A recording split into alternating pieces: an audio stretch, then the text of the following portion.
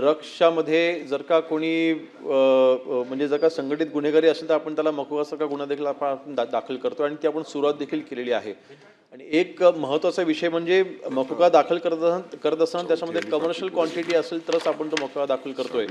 तर कमर्शियल क्वांटिटीमध्ये बदल करण्यासाठी देखील माननीय मुख्यमंत्री महोदयांनी केंद्र शासनाला आपण पत्रावर केलं की ही क्वांटिटी कमी करण्यात यावी. फॉर एक्झाम्पल 10 ग्राम असेल तर तो 5 ग्राम करावा अशी आपण ती मागणी आपण केंद्र शासनाकडे केली जेणेकरून मकोका सारखी कारवाई ही जास्तीत जास्त प्रमाणात आपण करू शकू. मला वाटतं उपाययोजना करत असताना आपण अँटी नार्कोटिक टास्क फोर्सची आपण जी स्थापना केलेली आहे.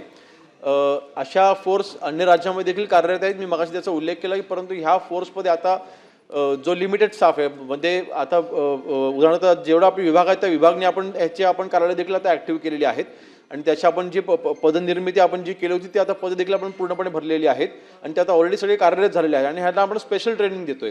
ह्यांचं काम 24 तास फक्त आणि फक्त ड्रग्सचे पेडलर्स असतील किंवा ही चेनच पूर्ण त्याची शोधणं आणि त्याच्यावरती कारवाई करणं हे आहे.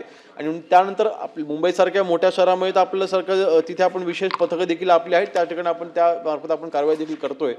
एकंदरीत ह्याच्यामध्ये जनजागृती देखील तितकीच महत्त्वाची आहे. शाळा असतील पानटपऱ्या असतील ह्या सगळ्यांकडे बारीक लक्ष ठेवणं आणि सातत्याने कारवाई करणं.